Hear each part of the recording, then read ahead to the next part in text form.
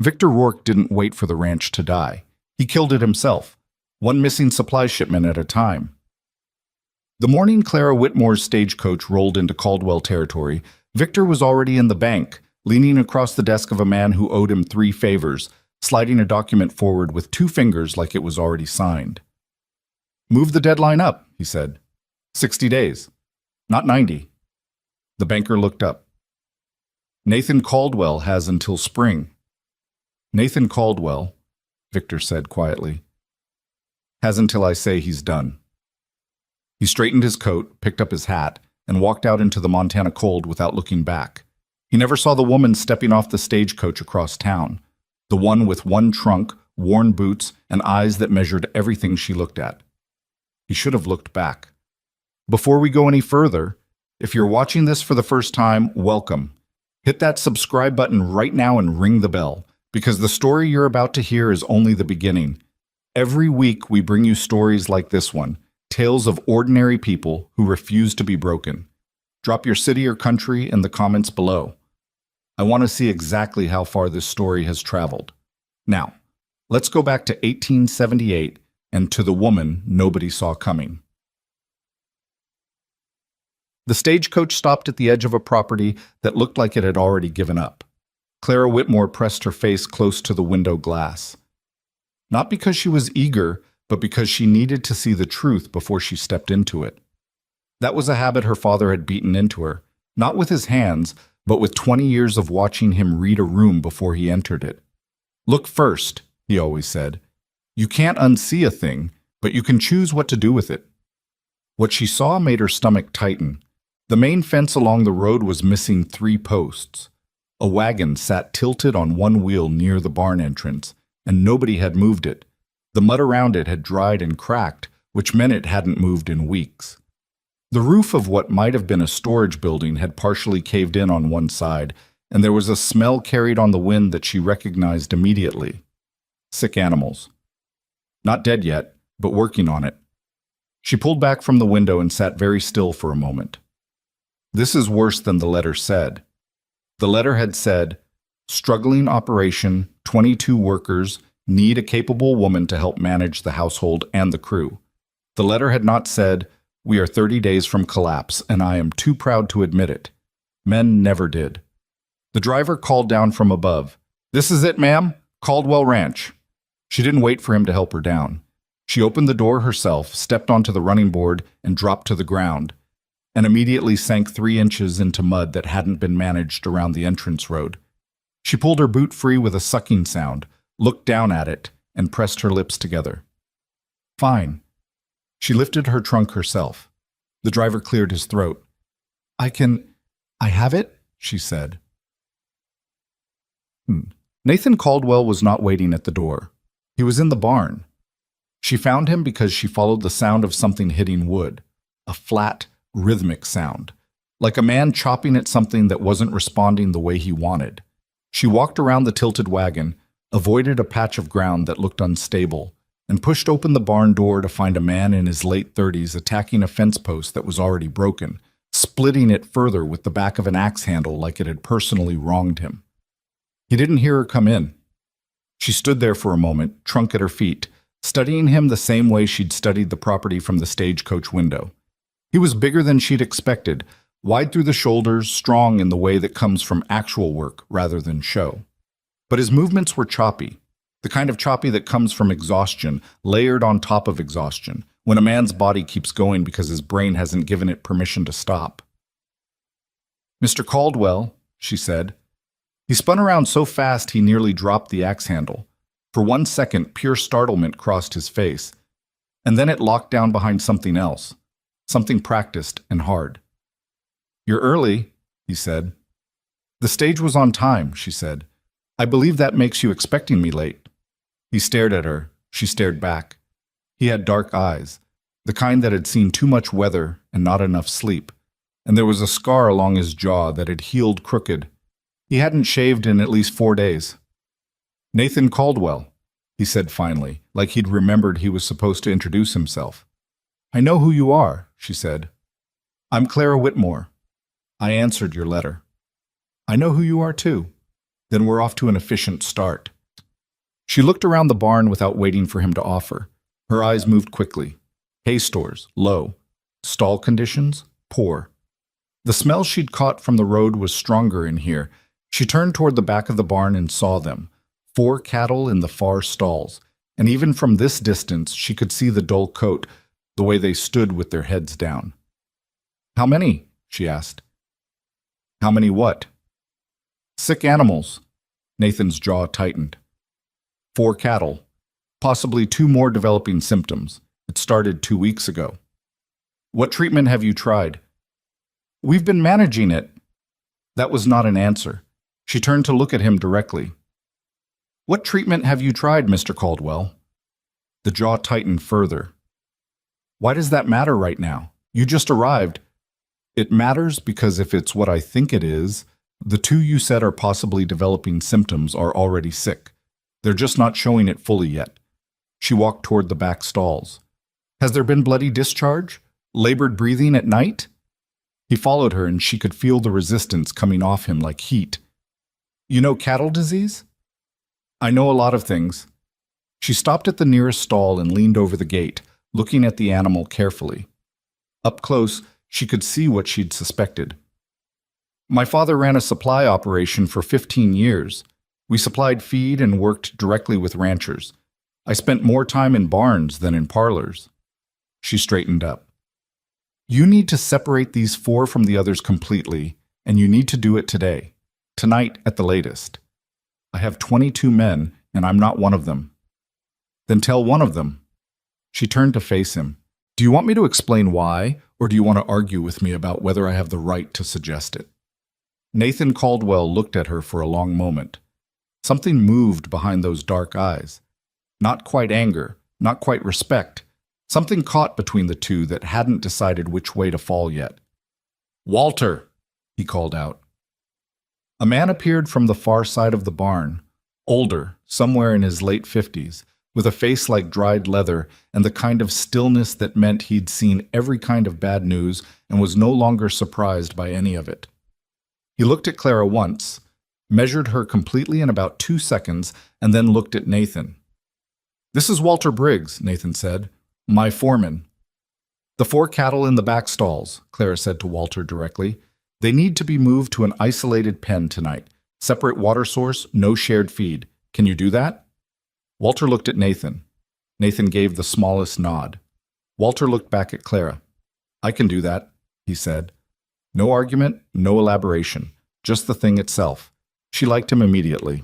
The wedding, if you could call it that, happened the following morning in the front room of the ranch house, with a traveling preacher who smelled like he'd been in a saddle for a week, and 2 ranch hands as witnesses, who kept looking at the door like they were wondering if they could leave. Nathan stood next to her with his arms at his sides and his face arranged into an expression that communicated, "I am doing what is necessary." Clara stood next to him with her hands folded in front of her and thought, "So am I." There was no ceremony worth speaking of. There were words, there were the 2 of them saying the required things. There was a moment when the preacher asked if anyone objected, and one of the witnesses coughed, and then it was done. Nathan shook her hand afterward, actually shook her hand, like they'd completed a business transaction, which she supposed they had. "I'll show you the rest of the property," he said. "I've already walked most of it," she said. He stopped. "When?" "This morning, before sunrise." She'd been up since 4. Couldn't sleep in a new place, never could, so she'd used the time. "I want to see the Smokehouse." "The Smokehouse is—" He stopped. "I know what it is," she said. "I want to see it anyway." Botet. The Smokehouse sat at the edge of the property like something that had been trying to walk away and given up halfway. The door hung on one hinge. The roof had been patched badly with wood that didn't match and had since split again along most of the seams. Inside, the racks were still there, iron, so they'd survived. But the wood sections had rotted, and there was evidence of animals having been in and out for what looked like years. The ventilation system, which she could see had once been decent work, was completely blocked. She walked in, turned a slow circle, and looked at everything. Nathan stood at the door. It's been out of use for 3 years, he said. Before that it was working, but after my father died and the debt started climbing, there wasn't... He stopped himself. It wasn't a priority. It should have been, she said. Well, flat. A lot of things should have been. She ran her hand along the iron rack nearest to her. Solid, good weight. Who built this? My father.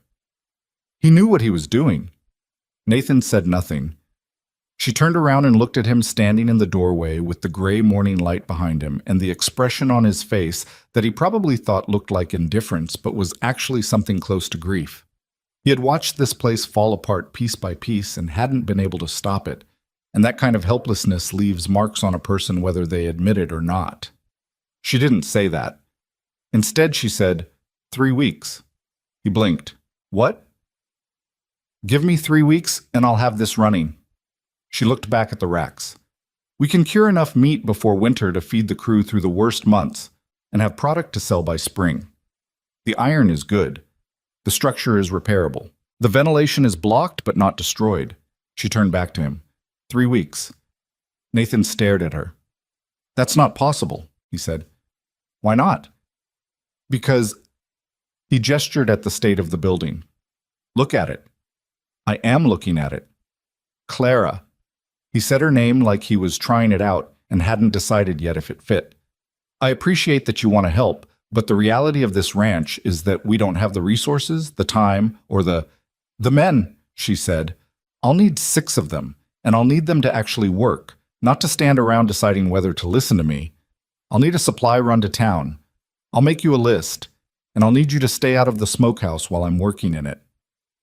The silence that followed was the particular kind that comes when someone has just said something that lands hard and neither person knows yet what direction the aftermath is going to go.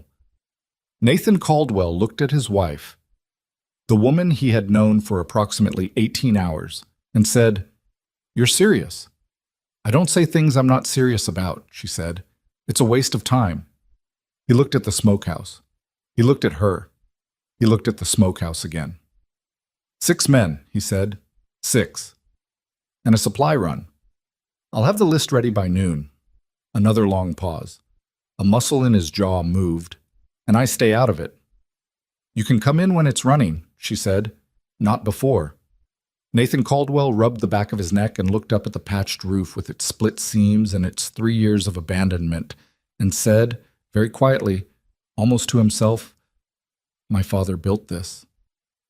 I know, she said, and I'm going to bring it back. He looked at her then.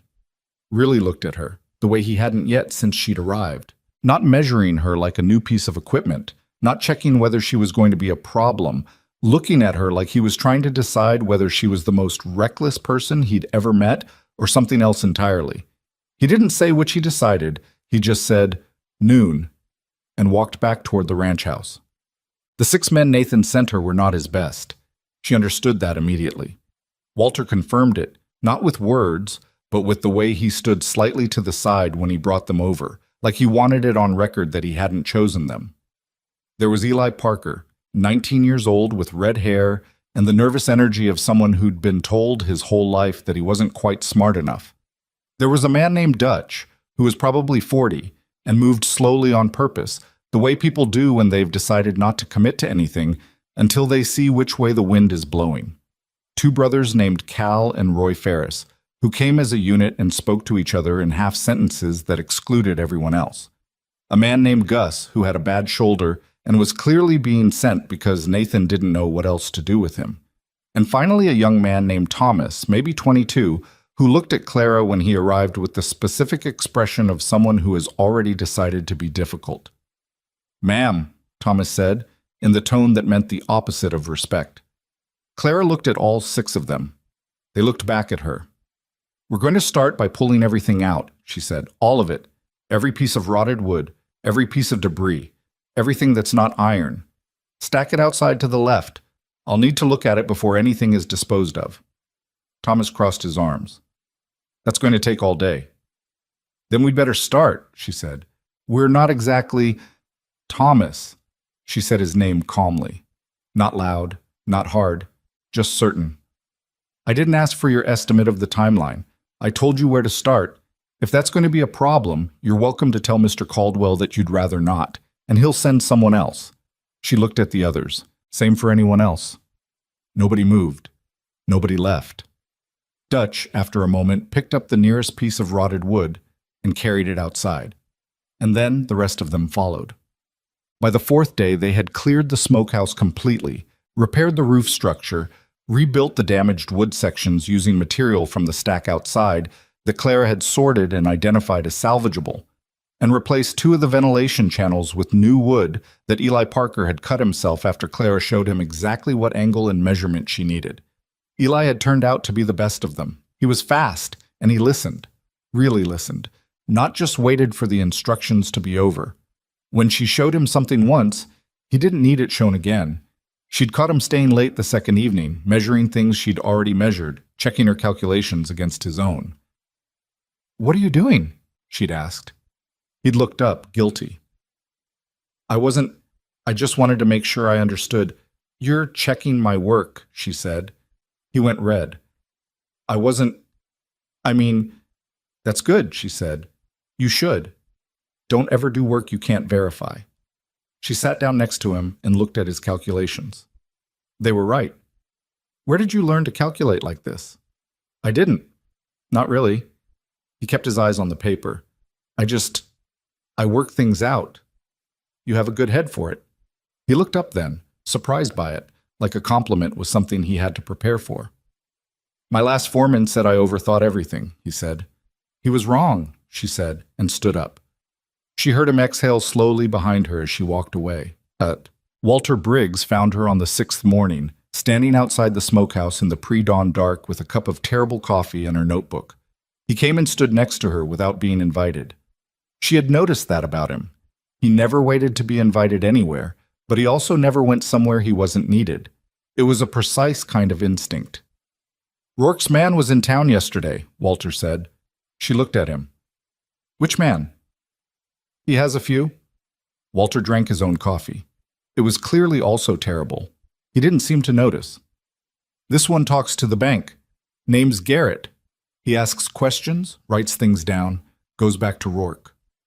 "What kind of questions?" "How the ranch is doing, whether there's been any improvements, whether there are any deals in progress." Walter paused. "The usual things a man asks when he's trying to figure out how long something has left." Clara looked down at her notebook, at the calculations she'd spent the last 2 evenings refining.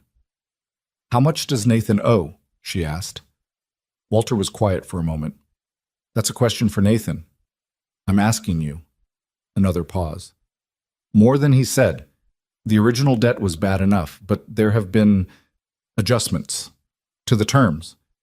Things that shouldn't have been able to be adjusted. Someone adjusted them. Someone with the right relationships at the bank." Walter looked at his coffee cup. "This is not just a struggling ranch, Mrs. Caldwell. There are people positioned to take it the moment it fails, and they have been very careful to make sure that it fails." She was quiet for a long time. The dark of the Montana morning sat around them, cold and absolute.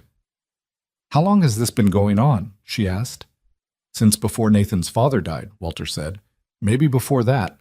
Hard to say when a scheme starts. Easy to say when it finishes." "It hasn't finished." "No, ma'am." He looked at her. "Not yet." She closed her notebook. 3 weeks, she said. "The smokehouse will be running in 3 weeks." "I believe you," Walter said. "That surprises you?" "No," he said. "That's why I believe it." He walked back toward the barn, and Clara stood in the cold with her terrible coffee and her notebook, looking at the smokehouse that was slowly becoming what it was supposed to be, and thought about a man named Victor Rourke, who was somewhere in the dark deciding how long the Caldwell Ranch had left. "He doesn't know I'm here yet," she thought. "He will." The smokehouse started producing smell before it produced product. That sounds wrong until you understand what it meant. The first real smoke, the kind that came from a fire built right, fed right, drawing through a ventilation system that was finally doing what it was designed to do, rolled out of that building on the morning of day 11 and drifted across the yard in a slow, heavy wave that stopped 3 ranch hands in their tracks. Clara was inside, monitoring the draw, watching the way the smoke moved through the chamber. She had her notebook open and was making marks every few minutes, temperature estimates based on the color and behavior of the smoke, airflow readings she'd devised her own method for measuring because there was no instrument for it. Her hair was pinned back and she had soot on her left forearm and she hadn't eaten since before dawn. Eli stuck his head in the door. "Mrs. Caldwell, the men outside—" "I know," she said, without looking up. "They're just standing there." "Let them stand." He was quiet a moment. "Dutch said it smells like his grandmother's kitchen." She looked up then, not because of what Dutch said, but because of the way Eli said it, like he was surprised that a hard man like Dutch would admit to something like that, like maybe he was surprised himself.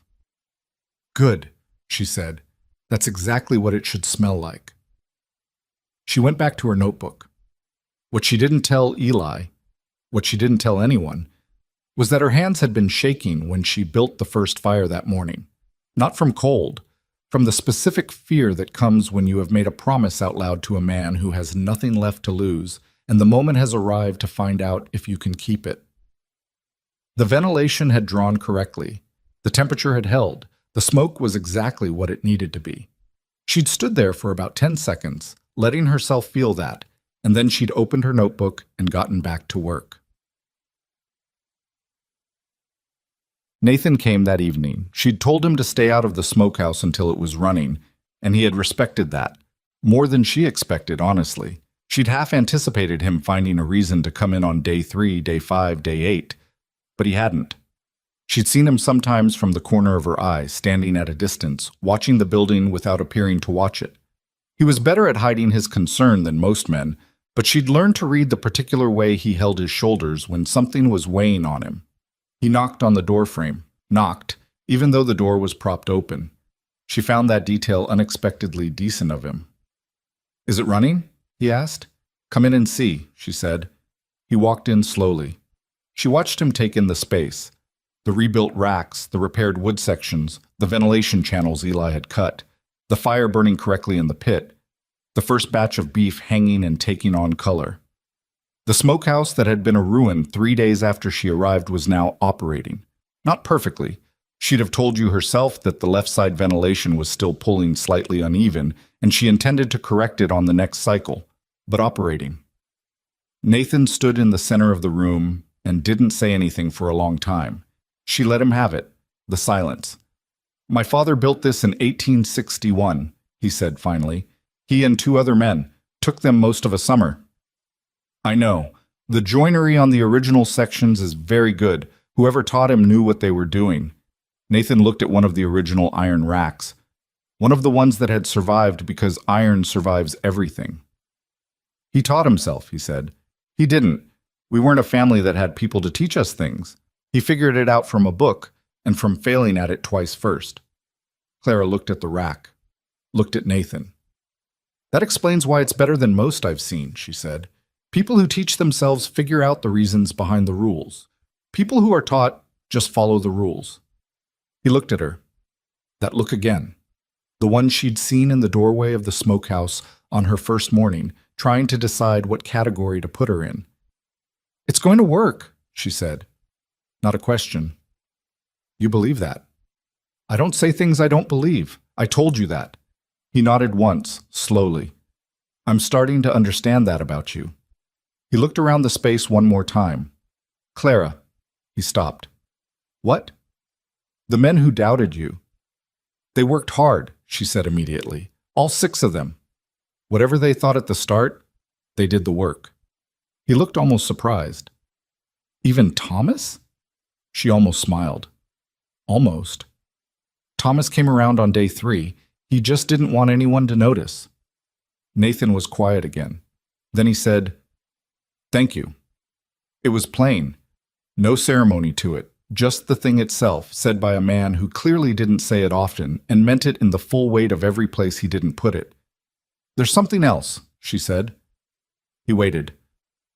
"Walter told me about Rourke." The change in Nathan Caldwell was immediate and total. The thing that had been opening in him over the past few minutes, some door cracked just slightly, slammed back shut. His jaw set. His eyes went flat. Walter shouldn't have. Walter was right to, she said. I'm your wife. I am working on this ranch. I need to understand what we are actually fighting. You don't need to be involved in. Nathan. She kept her voice level, the way she'd learned to do when a conversation was about to go sideways if she let any heat into it. I already am involved. I was involved the moment the stagecoach dropped me at your gate. The only question is whether I'm involved with the full picture or only part of it. She paused. Half a picture gets people killed on a ranch, you know that. He stared at her. She stared back. Victor Rourke, he said finally, like he'd been keeping the name behind his teeth and it cost something to let it out. He's based in Helena. He runs, legally on paper, he runs a land development company. Buys property, develops it, sells it on. Nathan's voice had gone quiet in a way that was worse than angry. Unofficially, he targets ranches that are struggling, finds them when they're vulnerable, makes sure they stay that way, and then acquires them at collapse price when the bank calls the debt. Make sure they stay that way, Clara repeated. How? Supply lines. He has relationships with most of the major suppliers in this region. When a ranch he's targeting places an order, Nathan stopped, pressed his lips together. The order doesn't always arrive, or it arrives short, or it arrives damaged, and by the time you've sorted it out and reordered, you've lost 2 weeks, and your men are working short, and he exhaled. It compounds. Everything on a ranch compounds. Has he interfered with our supplies? 3 times in the last 4 months. 2 feed deliveries short, 1 medical supply for the cattle that never arrived at all. He looked at her. That's why the cattle got sick. Not because we didn't try to treat them, because what we needed to treat them with never showed up. Claire's hands were very still at her sides. And the bank? He has a relationship with someone at the Billings branch. I don't know who, I can't prove who.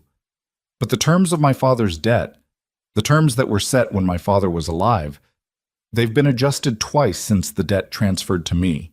Adjusted in ways that shouldn't have been possible without my signature, and I never signed anything.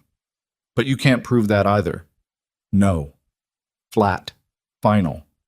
I can't prove it. The fire in the smokehouse pit shifted, and the smoke moved through the chamber, and the smell of it sat around them both, that good deep smell of something being preserved rather than lost. We have 11 weeks before the next deadline, Nathan said.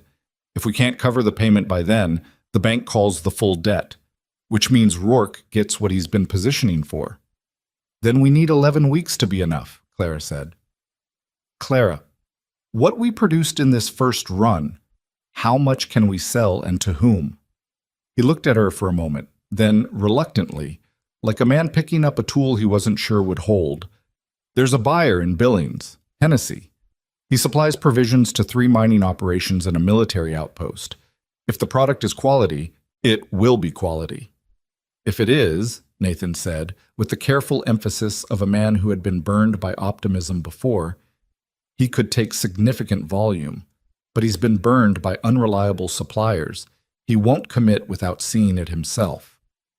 Then we invite him to see it himself, Clara said. It's not that simple. Why not? Because Hennessy doesn't make social calls to ranches he doesn't already do business with. You can't just write the man a letter and expect him to. I wasn't going to write him a letter, Clara said. You were. Nathan opened his mouth, closed it. You know him? She asked. We've met, once, 2 years ago, before things got bad here. He knew my father vaguely. Then it's not a cold introduction, it's a reconnection. She looked at him steadily. Write tonight. Tell him the smokehouse is running. Tell him you have product worth seeing. Tell him exactly what he'd be buying and why it would make his supply problems simpler. She paused. Can you do that? Nathan looked at her. I can write the letter, he said slowly. Whether he responds is another thing. Write it well enough and he'll respond, she said. He almost said something else. She could see it. Some reflex of doubt or argument that he'd carried so long it tried to surface on its own, but he stopped it. I'll write it tonight, he said. The problem with Roy and Cal Ferris announced itself on day 14. and it announced itself in the specific way that ranch problems usually did. Not loudly, but in something small that was actually something large. Clara had sent Cal to town for additional salt and 2 specific items she'd written on a list. He came back with the salt and without the other 2 items, saying the supply store had been out. She accepted that without comment, added the items to a second list, and sent him back the next morning. He came back again without them. She thanked him, set the list aside, and the following morning she went to town herself with Eli driving the wagon. The supply store had both items, had had them for weeks. She stood at the counter with the 2 items in her hands and kept her face very calm and asked the man behind the counter, a tired-looking fellow named Peterson, who clearly wanted no part of whatever he was now in the middle of, whether there had been a Cal Ferris in recently. Peterson got very interested in something behind him. "Mr. Peterson," she said, still calm, "I'm not going to make trouble for you. I just need to know." He turned back. He looked at her for a moment. Then he said quietly, "He came in. He didn't ask for those items." She paid for her things and went out to where Eli was waiting with the wagon. "Drive," she said. Eli drove. He didn't ask what had happened. He'd gotten good at reading when to ask and when to wait. After about a mile, she said, "Do you know why Cal Ferris didn't bring back what I needed?" Eli kept his eyes on the road. "I've got a guess." "Tell me." A pause. "There's been talk," he said carefully, "among some of the men, not all of them, but some, about how things are going." He shifted the reins to one hand. "Some men think that if things are going well, it changes what the ranch is. Who's in charge of what? And some men would rather the ranch fail on terms they understand than succeed on terms they don't." Clara looked at the road ahead. "And Roy Ferris? Is he part of this talk?" Eli was quiet long enough that she had her answer. "What do I do about it?" she asked, not to Eli specifically, just out loud, to the problem. "I don't know," Eli said honestly. "But I think if you go at them directly, they'll deny it and it'll make them worse." "What would you do?" He thought about it seriously, which she appreciated. "I'd make it so the work they're doing doesn't matter enough to sabotage," he said. "Move them somewhere it doesn't affect the smokehouse. Give them something else."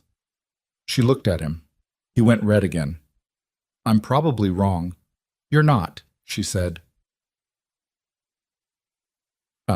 She didn't move Cal and Roy immediately. She did something more precise. She restructured the workflow so that neither of them was involved in any step that required her to rely on them for external supply runs or communication.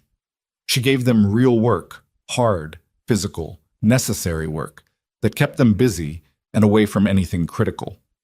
She did it in a single afternoon without making an announcement about it, without calling a meeting, without confronting anyone. Thomas noticed. He caught her alone near the south fence on the evening she made the changes. "You know what they did?" he said. It wasn't a question.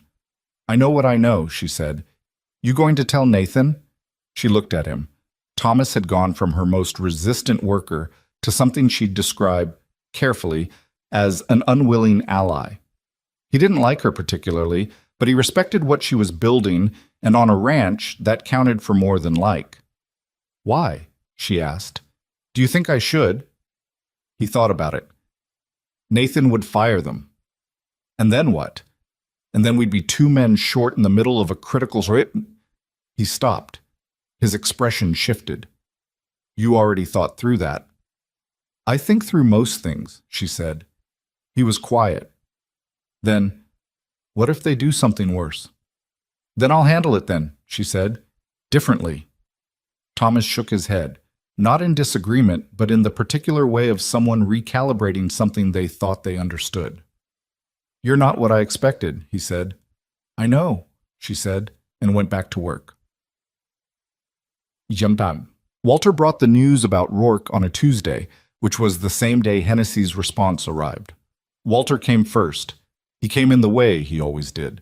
No rush, no announcement, and found her checking the second batch of curing product and said simply, "Rourke's man Garrett was at the bank in Billings yesterday.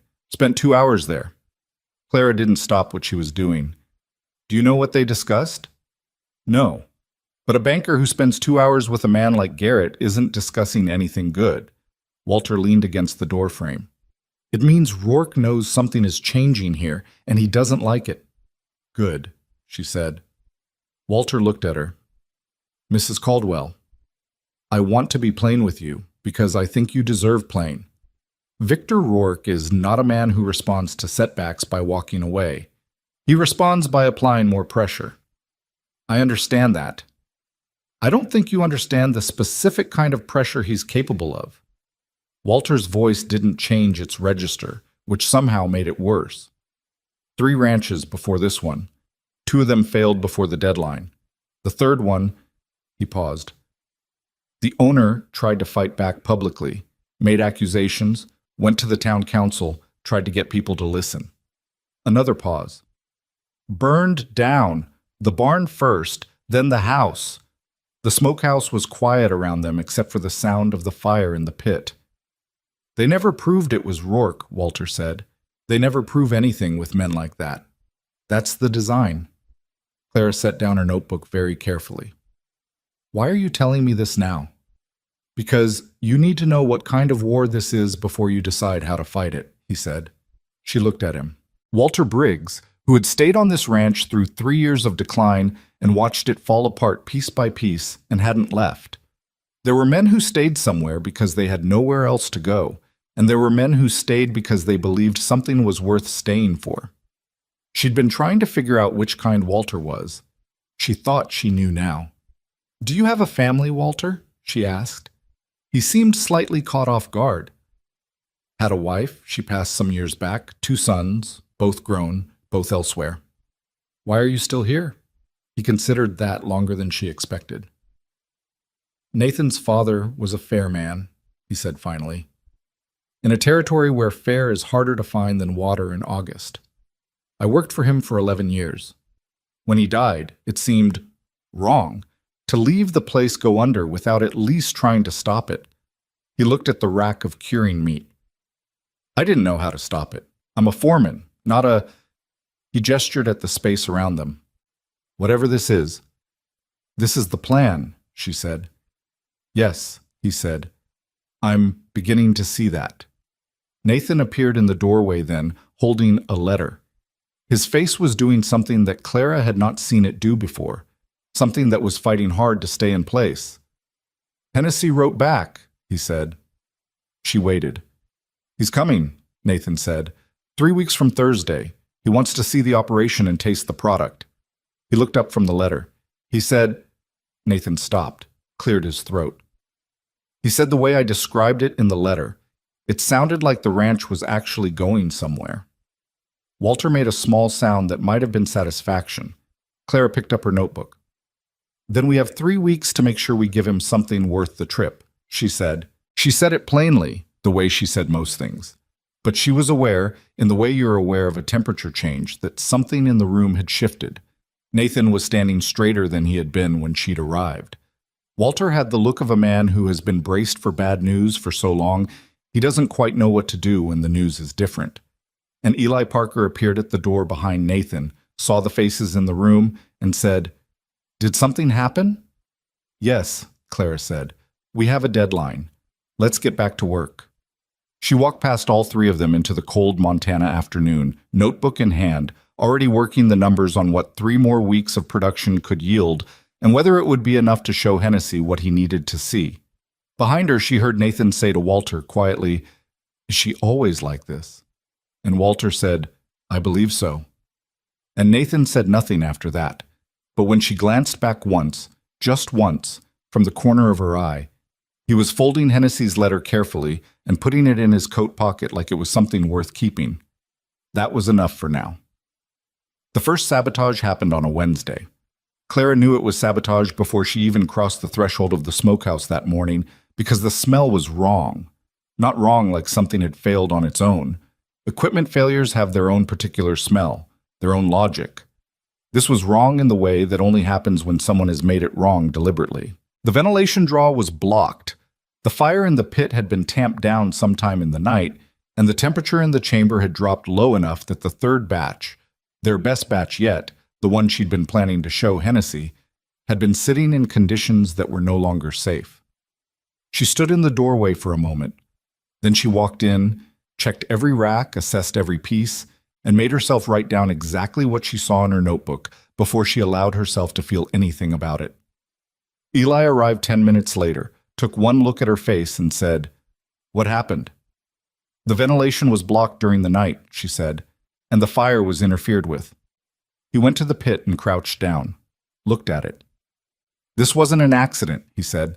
"No." "How much do we lose?" "All of this batch." She closed her notebook. "We have to start again." Eli stood up slowly. He looked at the racks. 2 weeks of careful work. And she saw something move across his face that was close to what she was feeling, but younger, rawer, without the years of discipline she'd put over her own reactions. His hands tightened at his sides. "Who did this?" he said. "I don't know yet." "Do you have a guess?" She looked at him. "I have several," she said, "and I'm not going to act on any of them until I know which one is right." He looked like he wanted to argue that. She could see it. The 19-year-old part of him that wanted to find the person responsible and say something about it at volume. But the part of him that had been listening to her for 3 weeks won out. "What do we do right now?" he asked. "We clean this out," she said. "We rebuild the fire correctly. We check every channel in the ventilation and we find where it was blocked and we fix it." She looked at him steadily. "And then we start the next batch. We've got 12 days until Hennessy arrives."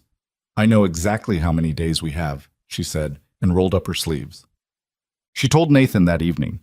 She'd waited until after dinner, until the ranch house was quiet, until it was just the two of them at the table with the lamp burning low and his account books open in front of him, which was where she always found him in the evening, bent over numbers that never quite worked out, running the same calculations hoping the answer would change.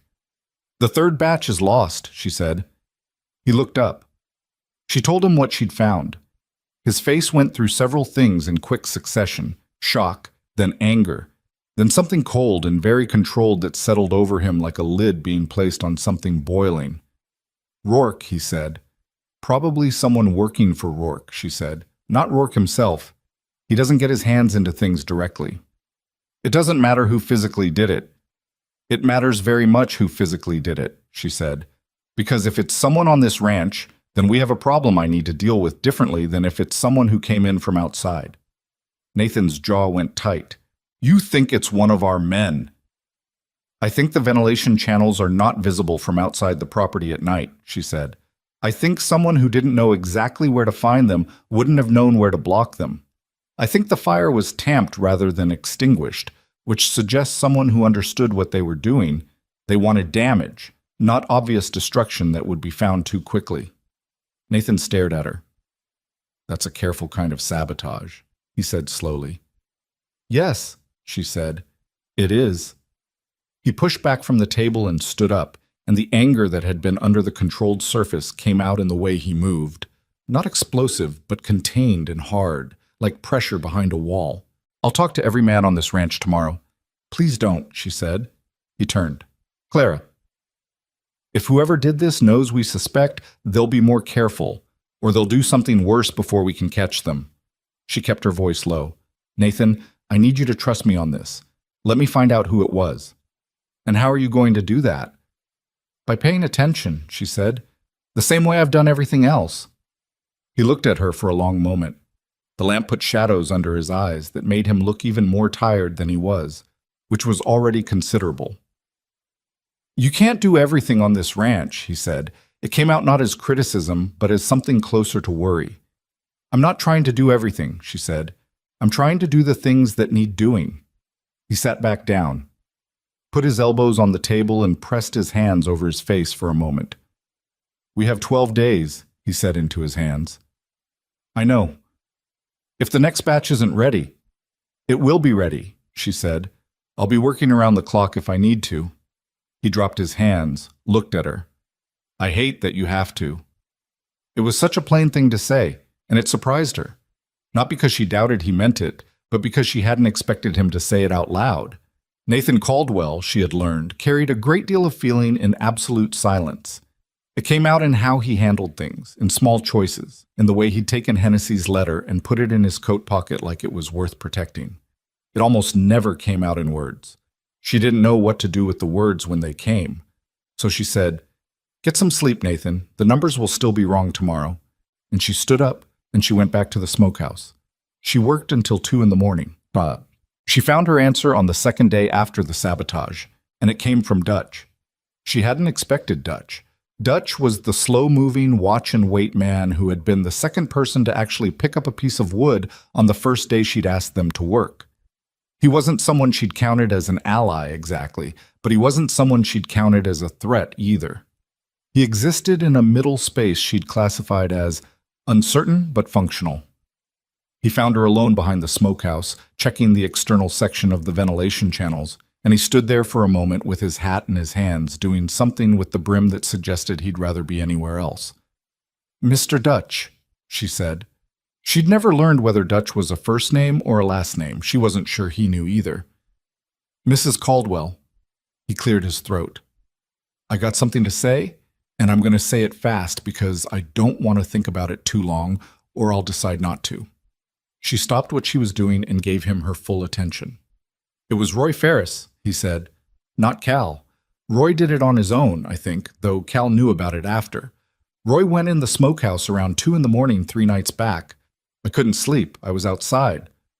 I saw him." He turned his hat brim once more. "I didn't know what he was doing in there. I found out the next morning, same as everybody else, when the damage was found. And I've been sitting on this for 2 days, and I can't sit on it anymore, because what he did is going to sink this ranch, and I've been on this ranch for 9 years, and I don't—" He stopped, pressed his lips together. "I don't want it to sink." "Did anyone put him up to it?" Clara asked. Dutch hesitated. "I'm not going to use your name," she said. "I won't tell Nathan who told me or how I found out. You have my word." He looked at her. "There was a man in town," he said. "Garrett. He's been around before, asking questions. Roy drinks at the saloon on Fridays. Most of the men do. And Garrett was there 3 weeks back. They talked. I don't know what was said." He paused. "Roy's been owed money for 3 months. The ranch has been short on pay. A man who's owed money and feels overlooked.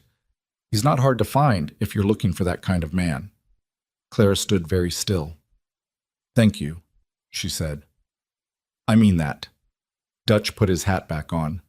"I don't want any trouble over this." "The trouble isn't yours," she said. "Go back to work." He nodded and walked away with the relieved posture of someone who has just set down something heavy. She handled Roy Ferris the following morning. She did not do it the way Nathan would have done it. She didn't fire him outright, didn't confront him in front of the other men, didn't make it a spectacle. She found him alone at the water trough before the rest of the crew was fully up, and she came up beside him and said quietly, "I know it was you." Roy went very still. "Here's what's going to happen," she said, keeping her voice at a normal register, conversational, like they were discussing something completely ordinary. "You're going to work every day between now and Hennessy's visit like your life depends on this place surviving. You are not going to be inside the smokehouse at any time for any reason. You're not going to speak to Garrett again. You're not going to tell anyone we had this conversation." Roy turned to look at her. He was a big man, mid-40s, with the specific resentment of someone who believed his situation should have been better than it was. "And if I don't?" "Then I tell Nathan exactly what you did," she said, "with evidence. And you leave this ranch with nothing in the middle of winter, with a reputation that follows you to every operation within 100 miles. She looked at him steadily. "I don't want that. You don't want that. And this ranch can't afford to be 2 men shorter right now." She paused. "But it can afford to replace 1 man who makes me do this conversation twice." Roy stared at her. She stared back. "We understood?" she asked. A muscle in his throat moved. "Understood," he said. She walked away. Her hands were steady. She didn't let them shake until she was around the corner of the barn where nobody could see her, and then she leaned against the wall for about 30 seconds and breathed, and then she straightened up and went to start the next batch. The rumor reached town before the end of that week. She heard it from Eli, who'd made a supply run and come back with his face arranged in the careful way of someone carrying news they don't want to deliver. "People in town are saying the Smokehouse product is no good," he said. He handed her the supplies and didn't quite meet her eyes. "That you've been overstating what you're producing, That Hennessy's going to come out here and find nothing worth buying. Clara took the supplies. Who's saying it? I heard it from Peterson at the supply store. He said he'd heard it from, he didn't say who, but he looked uncomfortable about it. Eli paused. It's the kind of thing that spreads, Mrs. Caldwell. Once people start saying something, I know how rumors work, she said. She did. She'd watched her father's business get attacked by one, a story about contaminated product that wasn't true but cost him 3 months of orders before he could prove otherwise. By the time he proved it, 2 of his regular buyers had found other suppliers and didn't come back. This was the same move. Softer than burning a barn, but aimed at the same thing. She went to find Nathan. He was in the north pasture, mending fence, which was Nathan's version of the way she worked in the smokehouse when something was bothering him. Physical work. Something with a clear outcome. I've heard, he said, before she could start. What do you want to do? She asked. I want to ride to Helena and... He stopped, drove a fence post with more force than necessary. I want to do several things that would make everything worse. Yes, she said. So let's not do those. Clara. He turned to face her, and for the first time she saw real exhaustion in his face. Not the functional exhaustion of overwork, but the deeper kind. The kind that comes from fighting the same battle over and over against an enemy who has more resources and fewer scruples. He's going to keep doing this. Every time we build something up, he's going to knock it back down. The rumor today, something else tomorrow. I cannot keep running a ranch while someone is systematically destroying every step forward we take. I know, she said. Then what do we do? She'd been thinking about this for 2 days. She'd been thinking about it while she rebuilt the fire and reset the ventilation and started the new batch, while she handled Roy Ferris at the water trough, while she lay awake in the small hours listening to the Montana wind work its way under the ranch house eaves. We document everything, she said. He looked at her. What? Every batch, every output, every improvement. I've been keeping records in my notebook. But I mean real documentation, signed and dated. Numbers, processes, results. Every time we produce something, we write down what we produced, how much it weighed, what condition it was in, what price it would sell at.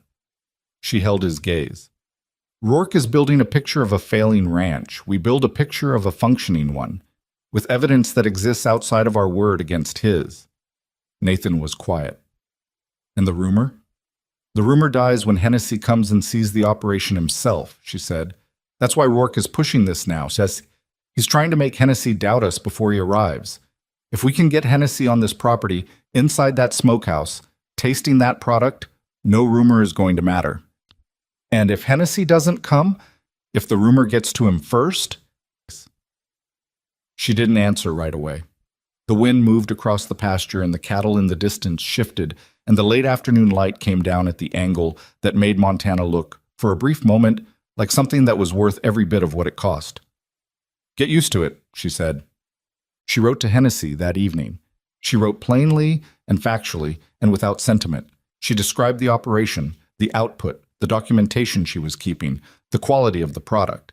She mentioned, without laboring it, that there were people in the territory who had a financial interest in misrepresenting the ranch's status, and that his visit would speak for itself better than any letter from either direction. She asked him to come as planned. She read it once, sealed it, and gave it to Nathan to dispatch in the morning. Then she opened her notebook to a fresh page and began the documentation she'd described. Every batch, every number, every result.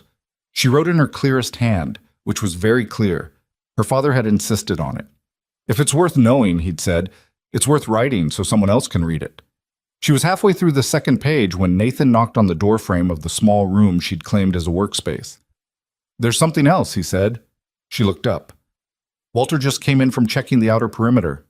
Nathan's voice was careful, the way it got when he was managing something he didn't want to drop. The gate lock on the north access road was cut. She set down her pen. When? Sometime today, while we were all working. Someone was on the property. Yes. She was quiet. The cut lock meant access. Access for what? They didn't know yet. But the escalation was clear. First the rumor, and the same day, something physical. 2 moves at once. Rourke is speeding up, she said. Or he's got someone telling him we are, Nathan said. They looked at each other across the small room. Check the cattle, she said. All of them, tonight. Nathan nodded and left. She heard his boots on the floor, then the door, then his voice outside calling for Walter. She picked up her pen and kept writing. The documentation wasn't just a record anymore. She understood that now, with the particular clarity that comes when a fight stops being theoretical and starts being real, it was evidence. And evidence was the only weapon that Victor Rourke couldn't buy, couldn't block in a supply shipment, couldn't tamper with in the night. But only if she kept building it. Only if nothing stopped her before Hennessy arrived. 8 days left. She turned to a new page and kept writing. The cattle were fine. That was the first thing Walter reported back that night, and Clara let herself feel about 4 seconds of relief before she understood what it actually meant. Whoever had cut the lock on the north gate hadn't come for the cattle. They'd come to look, to assess, to count what was in the smokehouse and see how far along the operation was. Rourke was taking inventory of what he was up against. She told Nathan that interpretation the following morning, and he stood with his coffee going cold in his hand and worked through it the same way she had, arriving at the same place. He's deciding whether to escalate, Nathan said. He's already escalating. The rumor, the lock, those are escalation. What he's deciding is how much further he needs to go. She looked at her documentation notebook, which now had 4 dense pages of records. Which means he's not certain yet. If he were certain we were going to fail, he wouldn't bother. He'd just wait. So we're worrying him. We should be worrying him more, she said. Nathan set down his coffee. What do you need? 2 more men on overnight watch, rotating, not Cal or Roy. She paused. And I need the documentation witnessed, signed by someone other than me, someone whose word carries weight. Walter, Nathan said immediately. And you, she said, both of you, every entry from here forward, date, signature, what was produced. She held his gaze. If this ever ends up in front of anyone, a banker, a judge, the town council, I want a record that 3 people signed every page. Nathan looked at the notebook. Something moved through his expression. The recognition of what she was building and what she was preparing for, which were 2 different things running on the same track. You think it might come to that, he said. Not quite a question.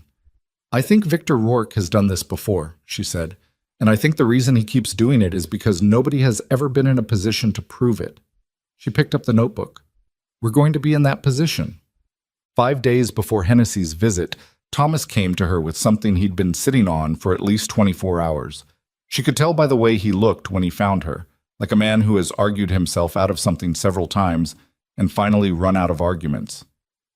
I've got a cousin, he said. In Billings. Works at the freight office. She waited. He told me something last week. I didn't know if it mattered, so He stopped. I should have told you sooner. Tell me now, she said. There's been a shipment registered with Hennessy's account, Thomas said. Cured beef. Coming from a supplier out of Miles City, registered 3 weeks ago, right about when Nathan's letter went out. He looked at her directly. Someone registered a competing supply with Hennessy's name on it, scheduled to arrive the same week as his visit here. Clara went very still.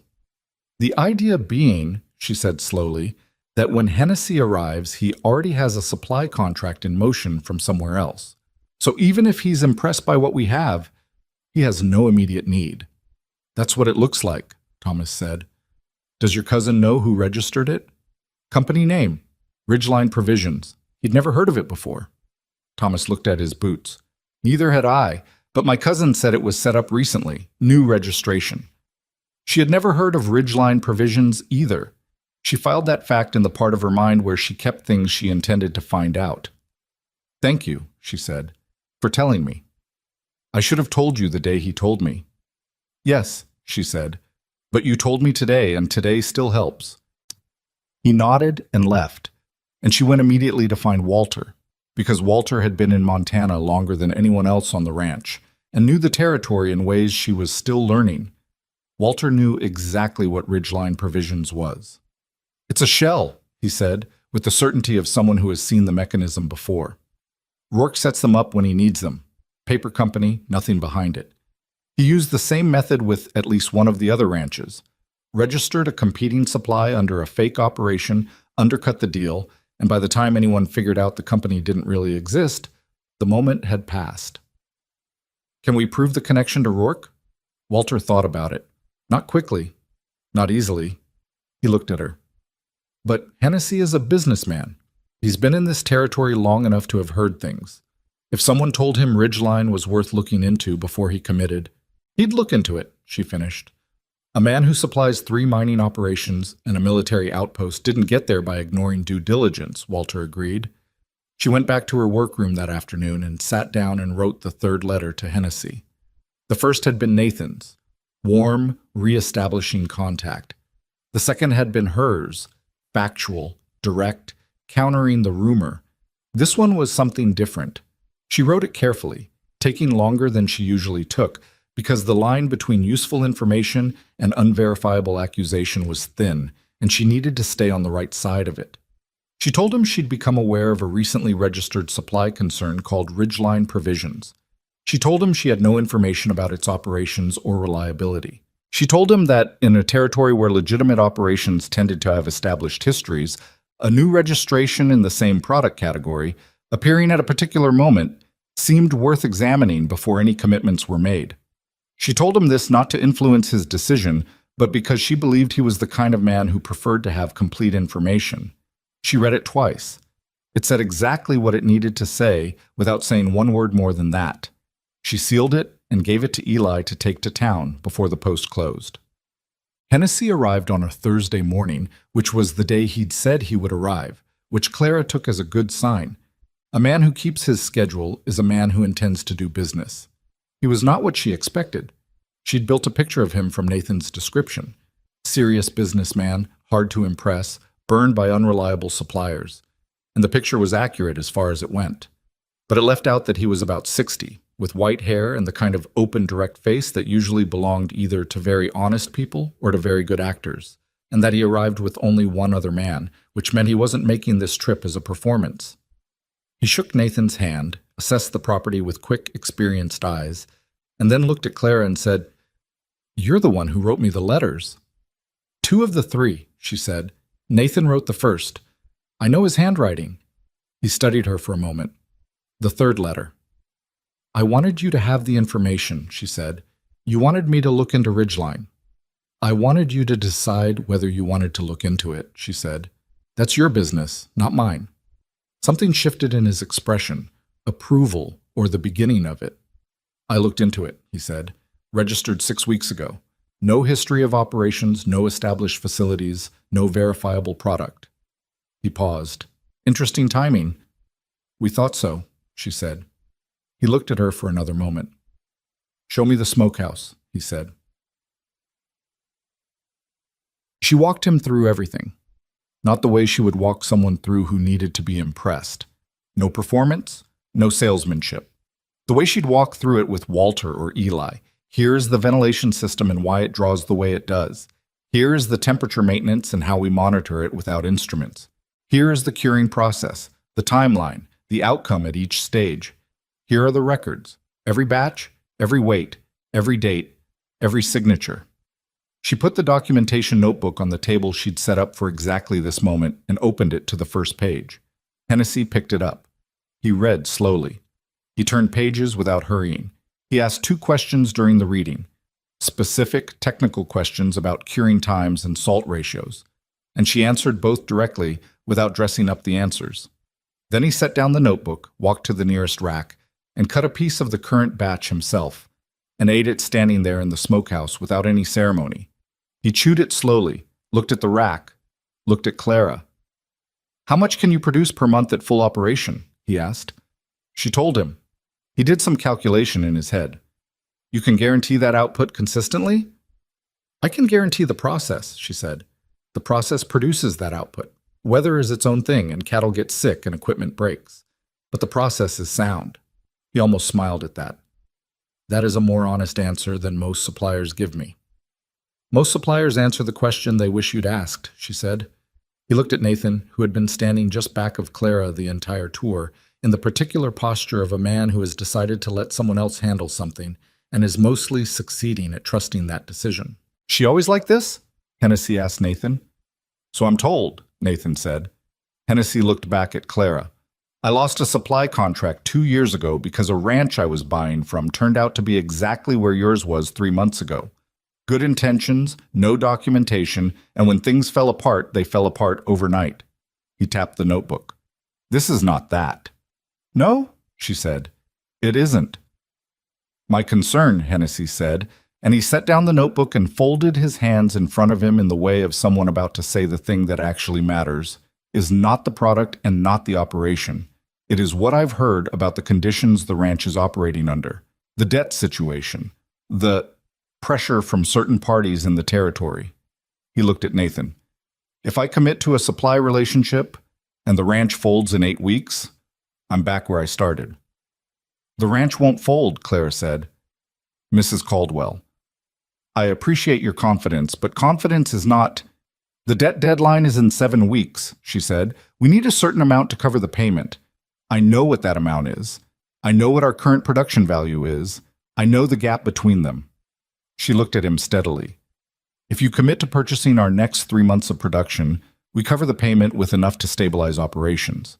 I have the numbers here. She set a second document on the table next to the notebook, the calculations she'd been running and rerunning for 2 weeks. Check them. Hennessy looked at the document. He didn't pick it up immediately. He looked at her instead. You're asking me to be part of saving this ranch, he said. I'm asking you to buy a quality product at a fair price, she said. What that does for the ranch is a consequence of good business, not a favor. He was quiet for a long moment. Then he picked up the document. The wait while he read it was the longest Clara had sat still in weeks. She kept her hands in her lap and her face arranged, and she looked at the ventilation channels and the iron racks and the fire burning correctly in the pit. And she thought about her father sitting across a desk from a buyer in the last year of his business, making a case for something he knew was good. And she thought, I learned this from you. I hope it works the way it worked for you in the beginning when things were still working. There's a gap, Hennessy said. She came back to the room. Between the production value and the payment amount? Between what 3 months buys you and what you actually need. He set the document down and pointed to a figure on the 3rd page. This number. You've been conservative in your estimates. If you produced at the middle range rather than the low range, this gap closes. She looked at where he was pointing. He was right. She had been conservative. She'd been conservative because conservative was defensible if something went wrong. And she'd learned from watching her father that the promises you couldn't keep cost more than the ones you never made. I was being careful, she said. I understand why, he said, but I've seen your operation and I've read your documentation and I've tasted your product. The middle range is reasonable, not optimistic. He looked at her. You're allowed to believe in what you've built. Something tightened in her chest. She pressed it flat and looked at the numbers. If I commit to the mid-range and fall short in a bad month, she started, then you contact me, you tell me, and we adjust. Hennessy's voice was matter-of-fact. I'm not Rourke. I don't benefit from you failing. I benefit from you succeeding because then I have a reliable supplier. He closed the document. That is, if we can come to terms. She looked at Nathan. Nathan was looking at her. He gave the smallest nod. Not the nod of someone handing off a decision, but of someone who has decided to trust the person making it. Tell me your terms, she said to Hennessy. They negotiated for an hour and a half. It was not comfortable. Hennessy was not a man who gave ground easily, and Clara was not a woman who asked for what she didn't intend to get. They went back and forth on price per pound, on delivery terms, on what constituted acceptable variance in monthly output. Nathan sat at the side of the table and didn't say much, and brought fresh coffee from the ranch house, which was the most useful thing anyone had done all morning. When they were done, the agreement was written out in Clara's clearest hand, signed by both parties, and witnessed by Walter, who signed his name with the slow, deliberate care of someone who understood what a signature meant. Hennessy shook Nathan's hand. Then he shook Clara's, which was not common, and he did it with the same grip and the same directness. If things were different and you were looking for work, he said to her, I'd offer you a position. I have work, she said. I know. He picked up his copy of the agreement. That's why I'm glad I came. He left with his associate, and Clara stood in the yard watching the wagon diminish down the ranch road, and Nathan came and stood beside her. They stood there without speaking for probably 2 minutes. "How much does this cover?" Nathan asked finally. She told him the number. He was quiet. "Nathan? That's not—" He stopped. "Clara, that's not quite enough. The payment is—" "I know what the payment is," she said. "I've known the number since the 3rd day I was on this ranch." She turned to look at him. "The Hennessy contract covers most of it, the gap that's left. I have a plan for that." He looked at her, tired, uncertain, hopeful, in the way that hope looks when it's been beaten back enough times that it doesn't quite trust itself anymore. "What plan?" "I need to make a trip," she said, "to Billings." "For what?" "There's a buyer there. Not for the Smokehouse product, for the cattle we've been holding back from sale because you needed them for the herd." She'd been tracking this for 2 weeks, hadn't said anything because she needed Hennessy's deal settled first. 4 of the recovered cattle and 2 of the older ones you were going to sell at spring market. If I take them to Billings now, before the market gets flooded with winter sellers, the price is better. Billings is 3 days out in this weather. I know.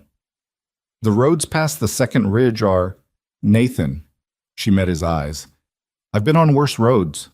He looked at her, then he looked at the ground. Then he looked at her again and said, "I'm coming with you." "I know you don't need me," he said with a quiet forcefulness that surprised her. "That's not the point. You're not making that trip alone.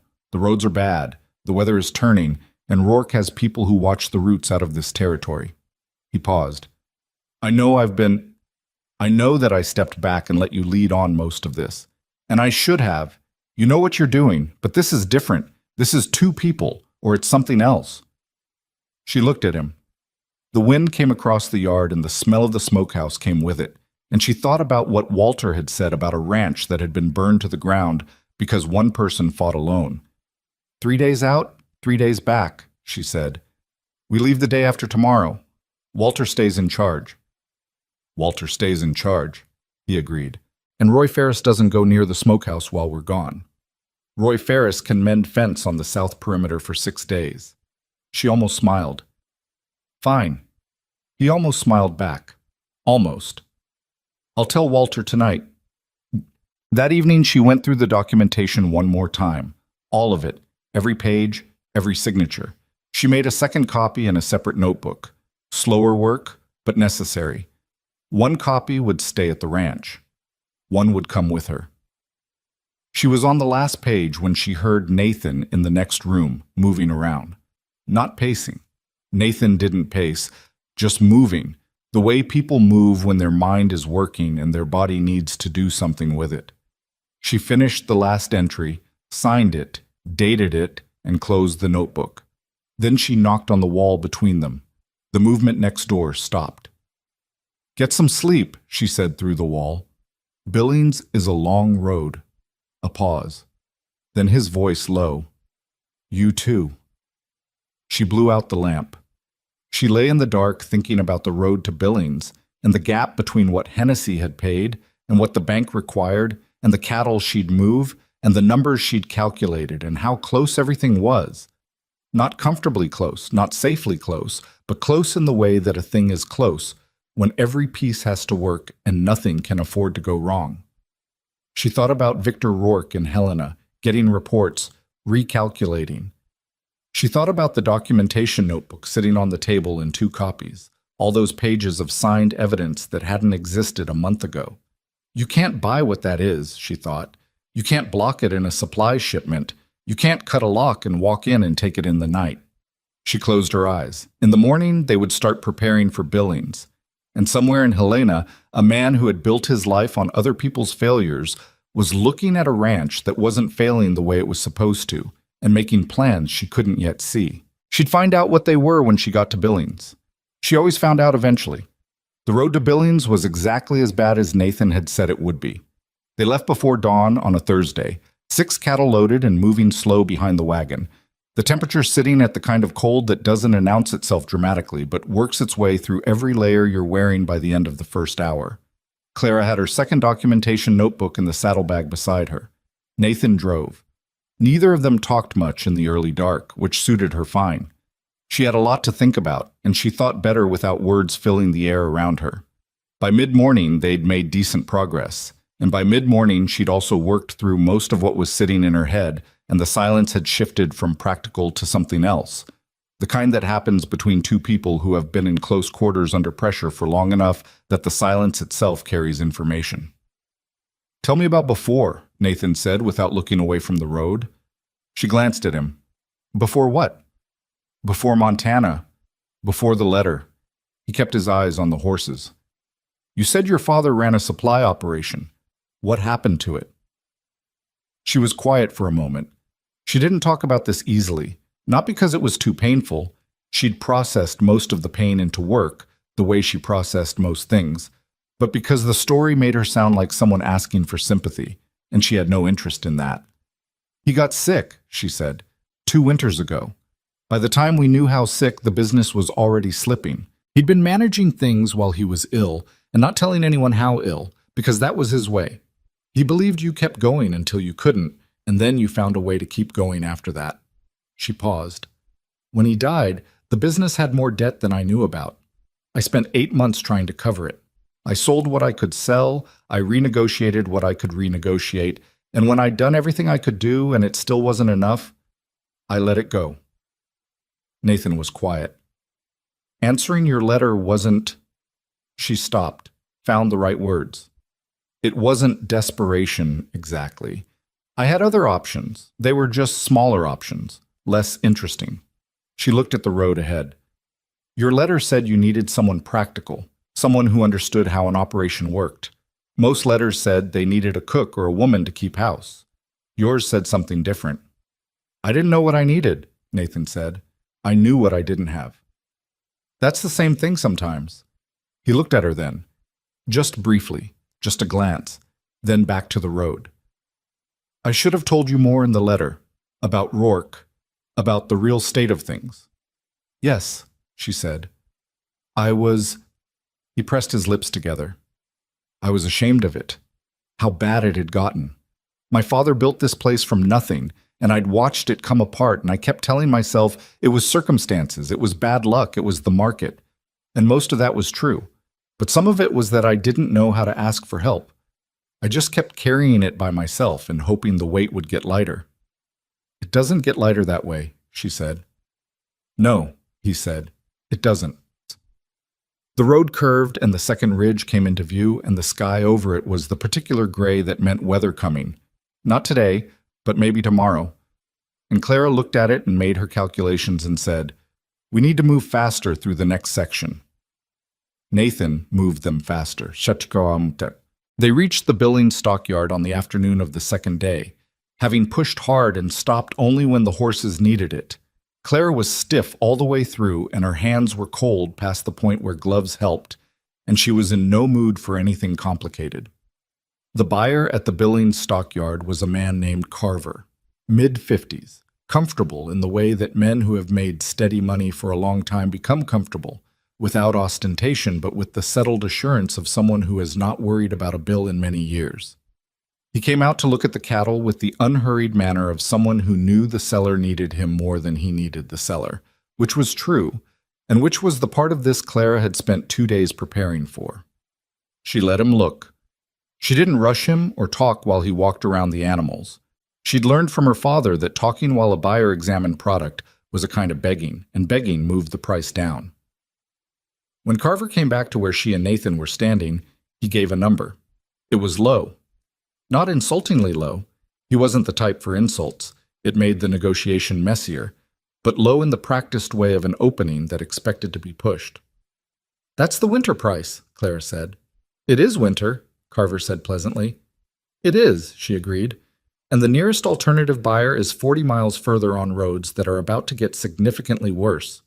She let that sit for a moment. "We both know what these animals are worth on a spring market. I'm offering you a winter deal at a price that reflects actual value rather than seasonal opportunity, and I'm offering it to you rather than making that 40-mile trip." Carver looked at her. She looked back. "I've been doing this for 20 years, he said. "I can tell," she said. "That's why I'm not wasting your time with theater. Just the number." He gave her a new number. Better. Not yet where she needed it. "Closer," she said. "Not there." He studied her for a moment, then looked at Nathan. "She negotiate everything like this?" "As far as I can tell," Nathan said. Carver made a sound that might have been a laugh. "One more," he said, and gave her a final number. She did the arithmetic in her head in about 4 seconds. Combined with Hennessy's payment, it covered the bank deadline with a margin of just under $300, which was not comfortable, but was not nothing. "Done," she said, and put out her hand. He shook it with the slightly surprised expression of a man who expected one more round and didn't get it. "Paper," she said, and took out her notebook. They started back the following morning with the cattle sold, the payment in a secured document case that Nathan kept inside his coat, and the particular silence that comes after something you've been working toward has actually happened and you haven't fully processed it yet. About 2 hours out of Billings, Nathan said, "We did it." She looked at him. "The payment," he said. "Between Hennessy and Carver, we've got the payment." "We have enough for the payment," she said. We don't have the ranch stable yet." "I know that," he said. He stopped. "Can we have 1 hour of knowing we made the payment before we start on the next problem?" She looked at him. His profile, the scar along his jaw that had healed crooked, the eyes that hadn't had enough sleep in probably years. "1 hour," she said. He nodded once. And for about 20 minutes, neither of them said anything, but it was different from the silence of the first morning. It had some air in it. Then Nathan said quietly, "My father would have liked you." She didn't answer right away. "Why?" "Because you're like him. You see what something should be and you work toward it without needing it to be easy. He was like that." He paused. "I don't think I inherited it the same way. I have to work harder for it." "That might make you better at it," she said. "Things that don't come naturally. You think about them more. You're more careful. Or you just feel like you're failing more often." "Sometimes it's both at the same time." He considered that. "Yes," he said. "I suppose it is." They rode another mile before he spoke again. "When this is settled, the debt, Rourke, all of it, what do you want? For yourself, not for the ranch." The question caught her off guard, which almost nothing did. She sat with it for a moment. "I want the smokehouse to run the way I know it can run," she said. "I want the operation to be something that lasts, not just this season, but 10 years from now, 20. She paused. "I want to not be afraid of the supply lines failing because someone has decided to take what we've built." "That's still mostly about the ranch," he said. "I know." She thought about it honestly. "I think what I want and what the ranch needs are the same thing right now. Maybe later they'll be different, but right now I can't separate them." Nathan was quiet for a while. Then, "I want that too.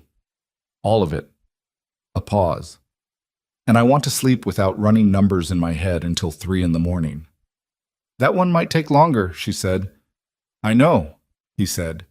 And this time he did smile, properly, the first real one she'd seen from him, and it changed his whole face in a way that made him look younger and tired and honest all at once. She looked back at the road. Her chest did something she wasn't going to examine too closely right now. There was work still ahead.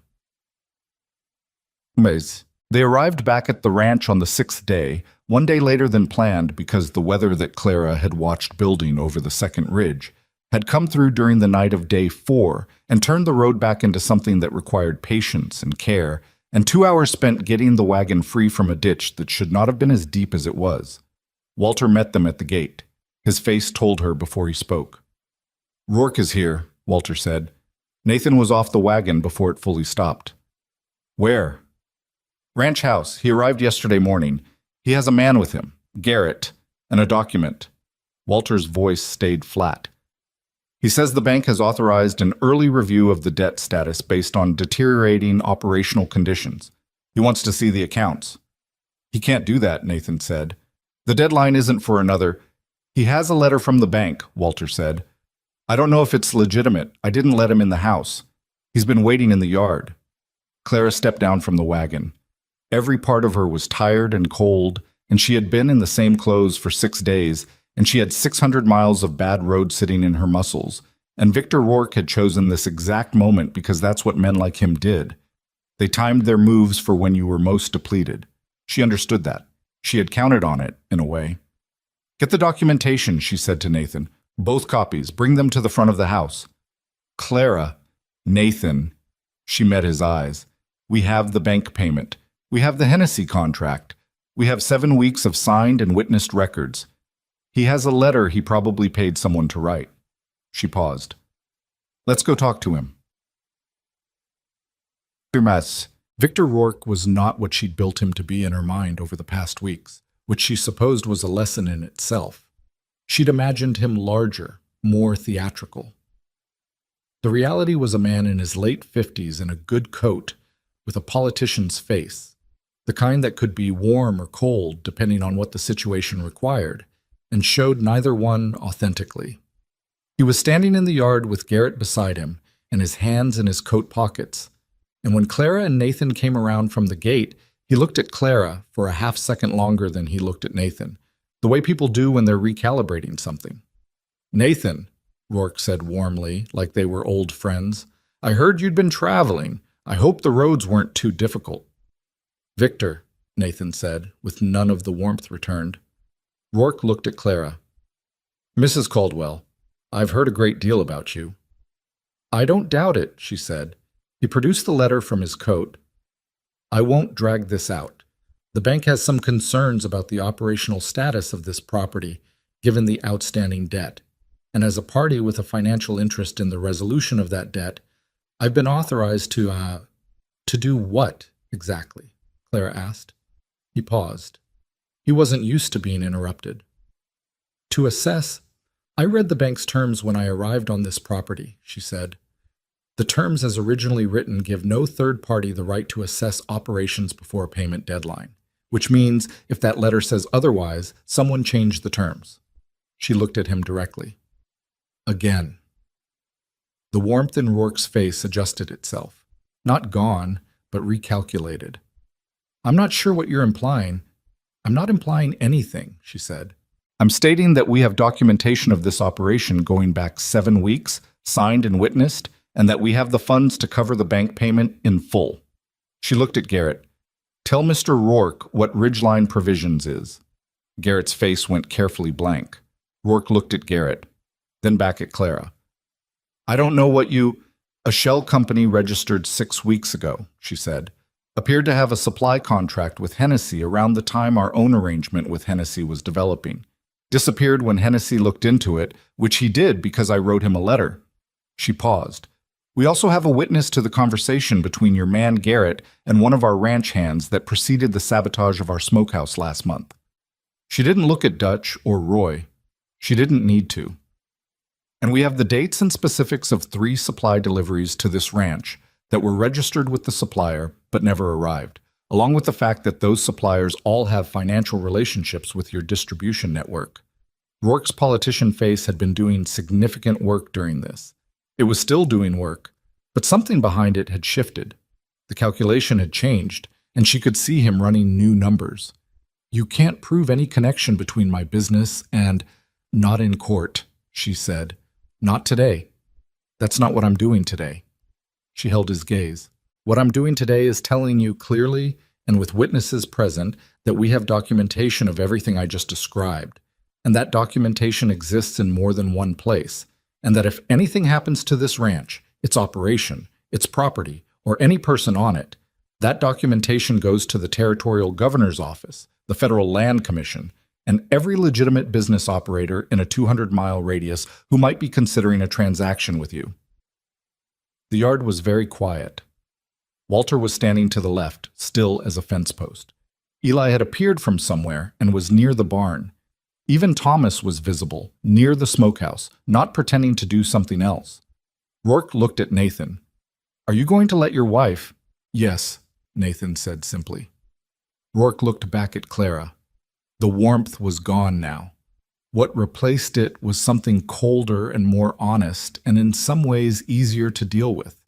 The real face underneath the politician's face, the one that had looked at struggling ranches for years and seen only assets waiting to be collected. "The debt is still real," he said.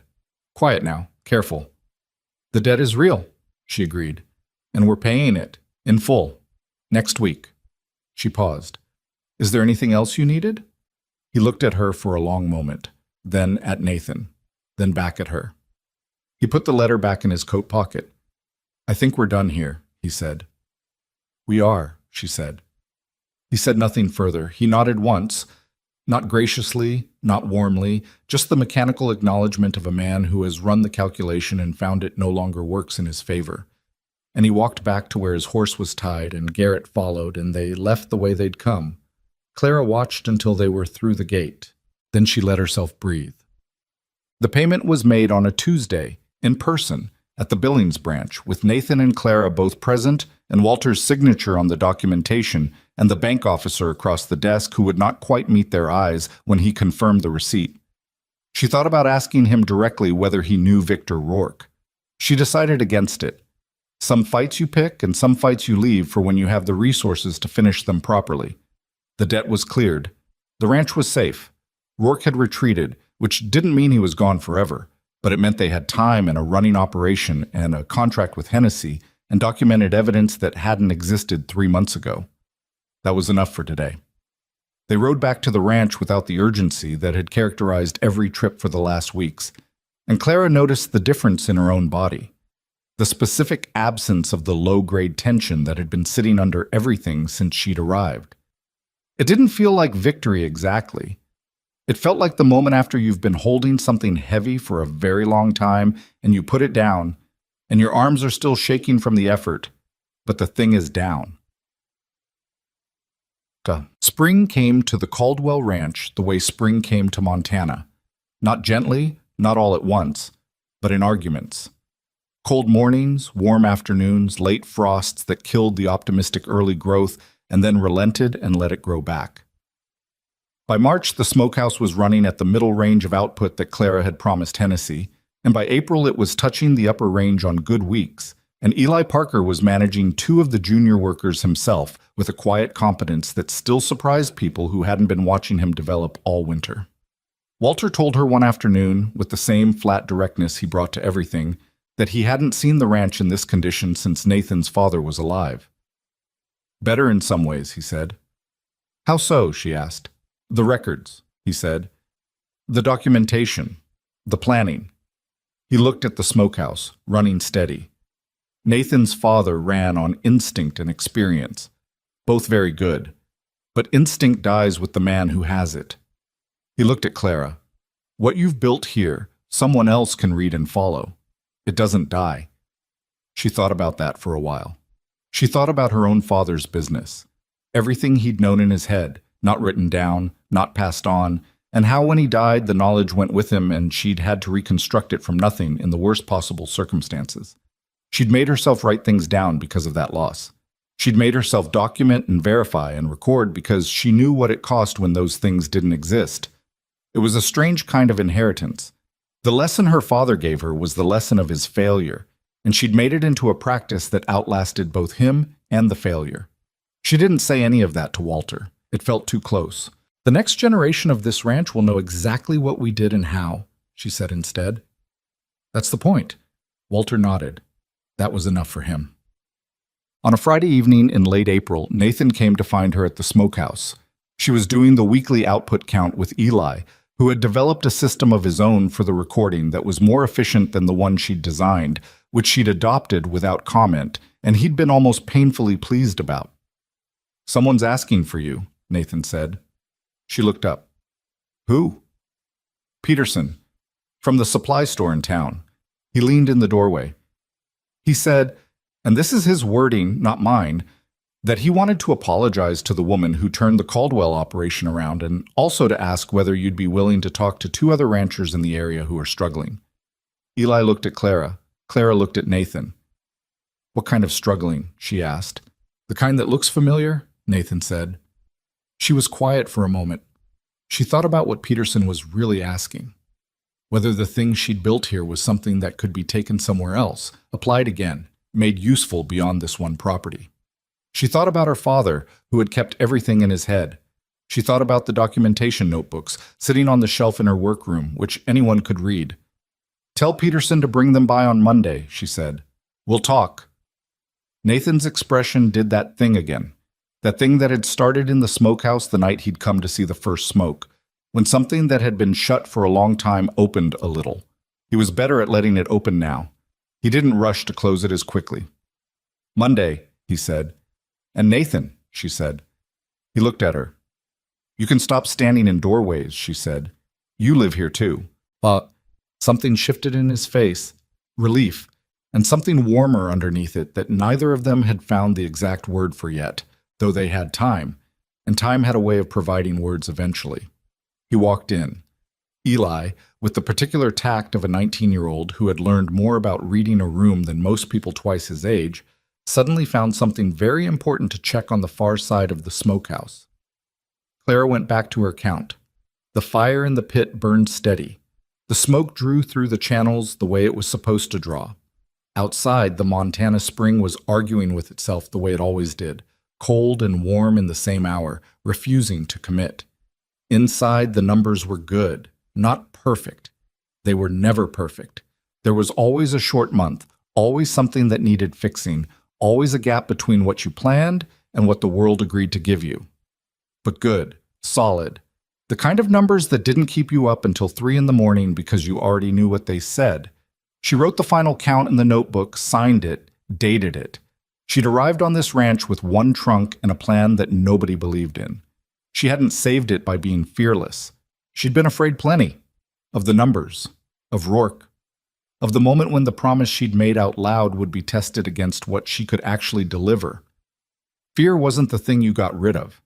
It was the thing you carried and worked alongside, like a bad shoulder that still lifts its share. What she'd learned, what the ranch had taught her, or maybe what she'd always known, and this place had finally given her room to prove, was that the strongest thing in any fight wasn't the person with the most resources or the least conscience. It was the person who kept their records straight, told the truth in writing, and didn't stop working when things got hard. Victor Rourke had money and influence and relationships and time. She'd had a notebook in 7 weeks. The notebook won. Nathan stood beside her, looking at the output numbers over her shoulder with the quiet interest of a man who had finally stopped being afraid of what the numbers might say. "Good week," he said. "Good week," she agreed. She closed the notebook and put it on the shelf next to the others. All of them, all 7 weeks of them, a record of everything they'd built and how. Someone could read that record 20 years from now and know exactly what had happened here. That mattered to her, more than the victory, more than Rourke backing down, more than the payment made and the contract signed. The work was documented. It would last. That was the whole point.